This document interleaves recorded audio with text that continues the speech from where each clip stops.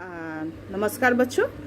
तो पिछले पाठ में हम पढ़ चुके हैं कि किस प्रकार संध्या सुंदरी धीरे धीरे नीचे उतर रही है।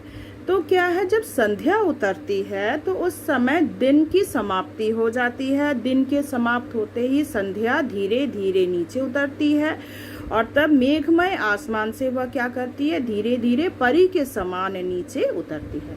तो जब वह उतरती है तो संध्या जो है वह बहुत ही खूबसूरत दिखाई पड़ती है। किसके तरह ना, परी के समान खूबसूरत दिखाई पड़ती है। ठीक है, तो ये जब उतरती है तो चारों तरफ अंधेरा छा जाता है। जब वह चारों तरफ अंधेरा छा जाता है तो चारों तरफ का वातावरण भी क्या है, शांत हो जाता है। कहीं भी चंचलता का आभास नहीं होता, चारों तरफ नीरवता छा जाती है। और यहाँ पे जब संध्या नीचे उतरती है तो क्या है, उसके अधर किसे कहा गया है, पृथ्वी और आसमान को। ठीक है, तो संध्या के अधर किसे कहा गया है, पृथ्वी और मतलब धरती और आसमान के बीच संध्या जो है काफ़ी मधुर दिखती, बहुत ही सुंदर दिखती है संध्या। तो इसके अलावा जो है वह जब नीचे उतरती है तो कोई हास विलास नहीं, कोई हस्ती नहीं है, उसमें कोई चंचलता नज़र नहीं आता, वो मौन रहती है। ठीक है, कोई भी शब्द उसके मुंह से नहीं निकलता। वह क्या है, मेघमय आसमान से धीरे धीरे चुप्पी साधे हुए नीचे उतरती है। वह काफ़ी गंभीर होती है जब वह नीचे उतरती है। हंसता है तो केवल तारा एक। तो संध्या सुंदरी जब नीचे उतरती है तब आसमान जो है वह, आसमान में क्या है, अंधेरा छा जाता है और सिर्फ उस समय एक तारा जो है हंसता हुआ नजर आता है। और वो तारा कौन सा है, ध्रुव तारा। देखना, आसमान में सबसे पहला जो है ध्रुव तारा टिमटिमाते हुए नजर आता है। तो आसमान को जो है संध्या सुंदरी के केश कहा गया है, मतलब संध्या सुंदरी के घुंघराले बाल कहा गया है। तो वही कहा गया, देखो, गुथा हुआ उन घुंघराले काले काले बालों से। तो ये जो तारा है वह कहाँ गुथा हुआ है, संध्या सुंदरी के घुंघराले बालों में क्या है, यह गुथा हुआ है। हृदय राज की रानी का वह करता है अभिषेक। तो हृदय राज की रानी जो है मतलब संध्या सुंदरी का अभिषेक कौन करता है ना, यह ध्रुव तारा करता है। अलसता की सी लता किंतु कोमलता की कली। तो यहाँ पे देखो, संध्या सुंदरी को अलसता की लता कहा गया है। किसे अलसता की लता कहा गया है ना, संध्या सुंदरी को कहा गया है। कोमलता की कली किसे कहा गया है, संध्या सुंदरी को कहा गया है। इस प्रकार का शॉर्ट क्वेश्चन जो है एग्जाम्स में आता है, तो ये सब ध्यान रखना, लाइन टू लाइन जो है तुम लोग इसको पढ़ लेना। सखी नीरवता के कंधे पर डाले। तो यहाँ पर संध्या सुंदरी की सखी किसे कहा गया है ना, संध्या सुंदरी की सखी नीरवता को कहा गया है। संध्या सुंदरी की सखी कौन है, नीरवता। तो नीरवता के कंधे पर बाहें डालकर, हाथ डालकर ये संध्या सुंदरी जो है अंबर पथ से मतलब आसमान से वह धीरे धीरे नीचे उतर रही है। तो यहाँ तक आपको मेरे ख्याल से समझ में आ गया होगा। फर्स्ट पैराग्राफ देखो, तो गुथा हुआ घुंघराले काले कालो बालों में। तो काले काले बालों में क्या गुथा हुआ है, तारा गुथा हुआ है ऐसा लगता है, और वह तारा बहुत ही खूबसूरत क्या है, लग रहा था। तो संध्या सुंदरी के केश बहुत ही खूबसूरत लग रहे हैं। किसके कारण ना, यह टिमटिमाते हुए तारे के कारण, तारा के कारण। वो तारा कौन सा है ना, ध्रुव तारा है।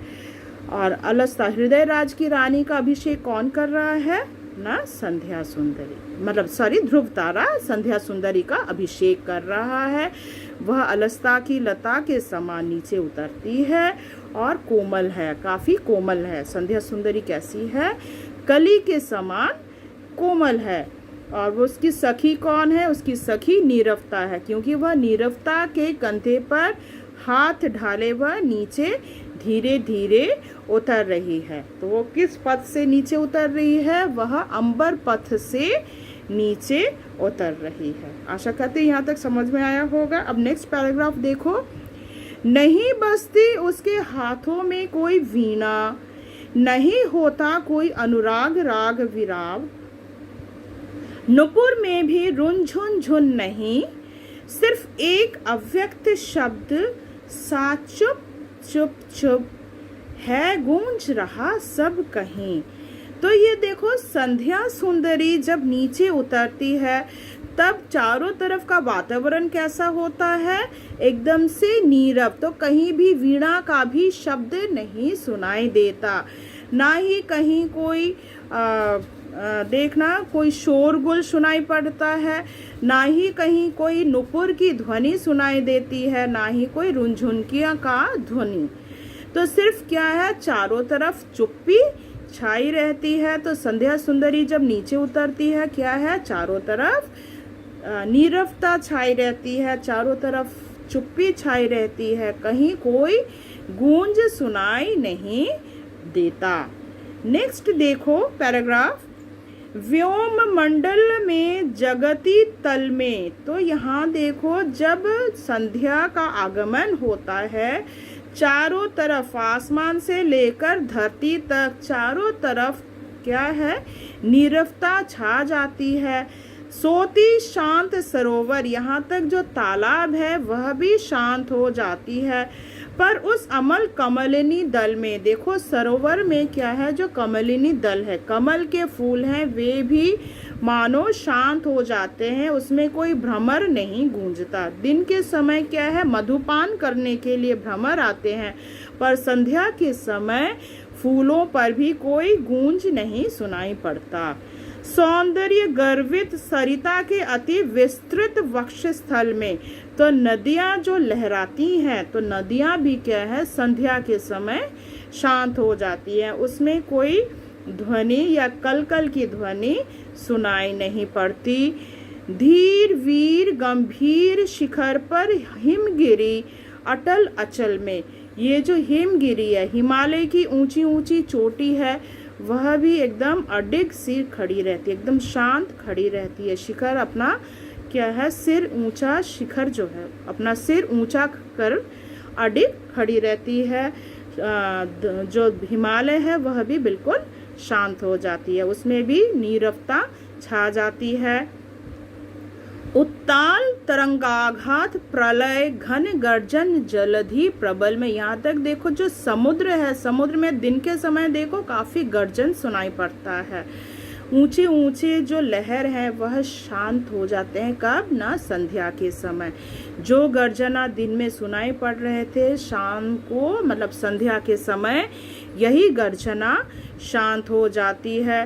क्षिति में जल में नभ में अनिल अनल में, मतलब धरती से आसमान तक, वायु में, हर कहीं क्या है, शांति छा जाती है। सिर्फ एक अव्यक्त शब्द सा चुप चुप चुप, तो सिर्फ एक ही शब्द सुनाई पड़ता है। शब्द यानी क्या, चुप्पी, मतलब यहाँ पर कोई शब्द नहीं सुनाई पड़ता, चारों तरफ क्या है, नीरवता छाई रहती है। सिर्फ क्या देखते हैं, चारों तरफ चुप्पी छाई हुई है गूंज रहा सब कहीं, और क्या है, कुछ नहीं। चारों तरफ क्या गूंज रही है ना, चारों तरफ कुछ भी गूंज नहीं रही है, चारों तरफ सिर्फ शांति का वातावरण है, शांत परिवेश है।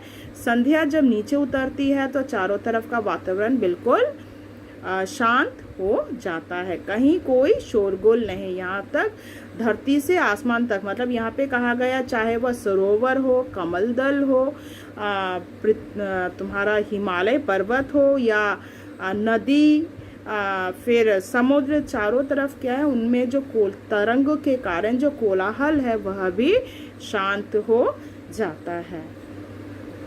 आगे देखो हम पढ़ेंगे, जब संध्या नीचे उतरती है तो ऐसा लगता है मानो वह अपने साथ मदिरा लेकर नीचे उतर रही हो। तो वही हम पढ़ रहे हैं, देखो, मदिरा की वह नदी बहाती आती। तो संध्या जब नीचे उतरती है तो अपने साथ मदिरालय लेकर आती है। थके हुए जीवों की वह सस्नेह, क्योंकि जब वह नीचे उतरती है तो ऐसा लगता है मानो सब कोई थक गए हैं और मदिरा पान कर मानो इधर उधर क्या कहें, मतलब टहल रहे हैं, क्योंकि वे लोग बिल्कुल थके हुए होते हैं, लेटने के लिए व्यस्त हो जाते हैं। तो सिर्फ जो जीव हैं, प्राणी हैं, वे क्या है, संध्या के समय दिन भर परिश्रम करने के बाद संध्या के वक्त क्या है, सभी बहुत थक जाते हैं और ऐसा प्रतीत होता है मानो वे एकदम सो पड़ेंगे, गहरी निद्रा में सो पड़ेंगे। ऐसा मानो प्रतीत होता है मानो उन्होंने क्या किया है, मदिरा पान कर लिया हो।